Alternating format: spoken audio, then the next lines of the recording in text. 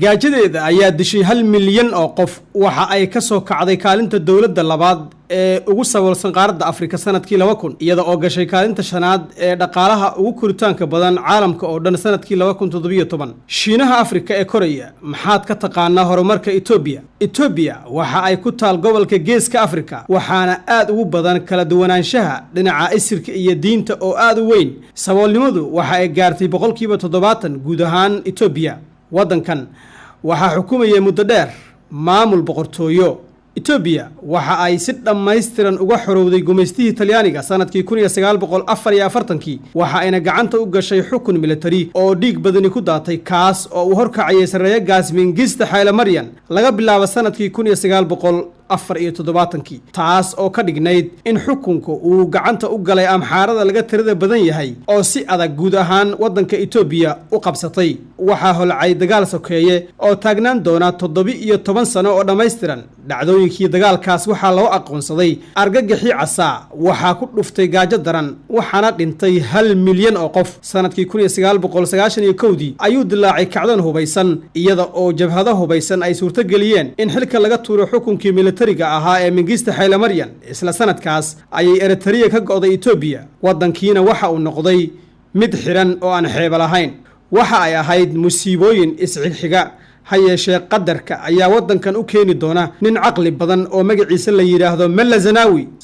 waxa uu ra'iisul wasaare noqday sanadkii 1995 kadibna waxa uu dajiyay qorshe casriyeyn ah oo aad u weyn kaas oo kulmiyay horumarinta beeraha iyo dalagga oo ay guud ahaan 80% dadka deegaanka Ethiopia ka shaqeeyaan 4 milyan oo hektar oo dhul beereed ah ayuu qiimo hoose uga iibiyay shirkado shisheeye isaga oo dhiirigeliyay maalgashiga waxa uu xoog saaray dhinacyada farsamada iyo tamarta waxa uu sameeyay shabakad ballaaran oo ah wadooyin tareen oo bir ah kuwaas oo gaaraya dekedaha dariska la ah Ethiopia waxa uu bilaabay dhismaha biyo-xireenka weyn ee horumarka oo ay ku kacday lacag dhan 6 bilyan oo dollar waxa uu aas-aasay shirkado waaweyn oo ay dawladdu leedahay kuwaas oo ku shaqeeya xirfadyahanimo dhameystiran waa shirkado sida shirkadda duulimaadka ee Ethiopia oo noqotay shirkadda ugu weyn maanta dhinaca duulimaadka ee qaaradda Afrika iyo shirkadda weyn ee isgaarsiinta ee Ethio Telecom waxa ay ahaayeen guulo waaweyn oo aanay joojin dagaaladii Ethiopia la gashay dariskeeda Eritrea sanadkii 1998 siyaasadihii Zenawi awgood Ethiopia waxa ay xaqiijisay in dhaqaalaheedu noqdo mid kamid ah dhaqaalaha ugu sareeya dhinaca koritaanka muddo 10 sano oo xiriir ah isaga oo gaaray 10% sanadkii sidaas oo kale waxa sare u kacay qiyaasta da'da ay noolaanayaan dadka Ethioobiyaanka ah celcelis dhan 13 sano laga soo bilaabo sanadkii 2000 waxa kale oo kor u kacay xajmiga maalgashiga shisheeyaha qiyaastii 20 goor iyada oo magaalada Addis Ababa isu rogtay xarun farsamo oo heer gobol ah waxa ay ahaayeen guulo la majeersado oo si joogto ah u socda ilaa xilligii ra'iisul wasaare Haile Mariam Desalegn kaasoo bedelay Zenawi sanadkii 2012 hayeeshee guulahaasi waxa ay la kulmi doonaan dib u dhac kadib markii qoomiyadda Tigreega ee laga tirada badan yahay ay qabsatay dhammaan meelaha muhiimka ah ee xukunka iyada oo si dhameystiranna xukunka uga fogeysay inta badan qoomiyadda tirada badan ee Oromada oo muslim ah waxa faafay musuqa iyo laaluushka ilaa heer uu gaaray inuu halis geliyo tijaabada horumarka Ethiopia taas oo horseeday in Ethiopia ay noqoto wadanka ugu musuqmaasuqa badan adduunka sanadkii 2014 waxa kor u kacay shaqalaanta ama baagamudada waxa sare u kacay deymaha waxa dumay kaydkii lacagta hayeeshee dibadbaxyo waaweyn oo ay hogaaminaysay qoomiyadda tirada badan ee Oromada sanadkii 2015 ayaa mar kale bedeli doona wajiga dalkan kadib 3 sano xukuumadii ra'iisul wasaare Desalegn ayaa iscasishay waxaana bilowday safarka badbaadiye Abiy Ahmed ayaa noqday ra'iisul wasaare sanadkii 2018 isla markiiba waxa uu qaaday xaaladii degdega ahayd ee dalku ku jiray waxa uu sii daayay maxaabiistii siyaasadeed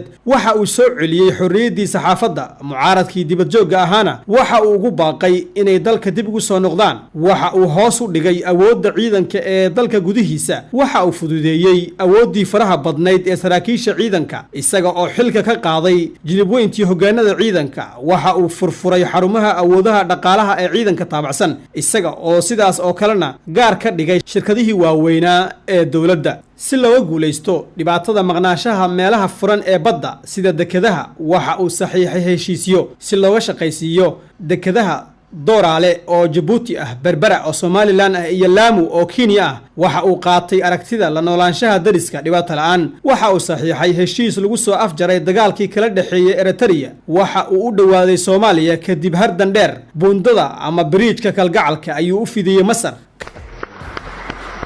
kabasi darane waxa uu dhexdhexaadiyay soo afjaridda dagaalkii sokeeye ee Koonfurta Suudaan. Talaabooyin horumar ah ayay soo goysay Itoobiya laba waqti. midkood waxa uu ahaa xilligii Malla Zanaawi iyo waqti u muuqda inuu leeyahay rajo weyn kaasoo ah xilliga Abiy Ahmed. waliba xilli kooban oo dorosay rabitaan weyn oo aan ku koobnayn oo kali ah dib u hagaajinta wadankiisa balse ku dhisan sidii Itoobiya loogu rogi lahaa awood karta inay ku yeelato guud ahaan gobolka awood fuluneed. waxaa talada qabtay Mandelaha cusub. indhaha adduunkuna waxa ay ku jeedaan Itoobiya xoog leh oo ilbax ah iyada oo ay jirto filasho weyn oo ah dhinaca horumarka si looga taqalluso daymaha haraga saboolnimada iyo shaqo la'aanta. indhaheenna waxa ay ku jeedaan wadankeena waxa aynan ugu qasbayaan inaan si feejigan u sheegno Itoobiya waa dawlad deegaankeedu u dhigmo Masar ama waa ka badan yahay. waxa ay leedahay kala duwanaansho dhinaca kooxaha iyo isirka ah kaas oo ku dhow waxa aad ku arkayso Suuriya, Lubnaan ama Liibiya. ma aha sida Algeria. Itoobiya waa dhul xiran oo aan xeebo lahayn. ma aha sida Sacuudiga oo nafta ugama soo burqanaysa Itoobiya sida biyaha oo kale. ma aha sideenna oo kale. dhibaatooyinkeedu waa ka xumaayeen dhibaatooyinkeenna balse waxaas oo dhan waa ka soo gudubtay. haddaba maxay carabtu isaga tuuri weysay dibdhaceeda iyada oo adeegsanaysa tooshka dhibaatooyinka?